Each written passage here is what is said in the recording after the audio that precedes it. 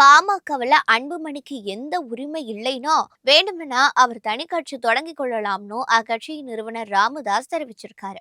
விழுப்புரத்துல செய்தியாளர்களுக்கு பேட்டியளித்த ராமதாஸ், பாமக உரிமை விவகாரத்துல தேர்தல் ஆணையத்துக்கு எதிராக தொடரப்பட்ட வழக்குல எந்த சம்பந்தமும் இன்றி அன்புமணி தரப்பு பொய் மூட்டைகளுடன் ஆஜரானதாக விமர்சித்திருக்காரு.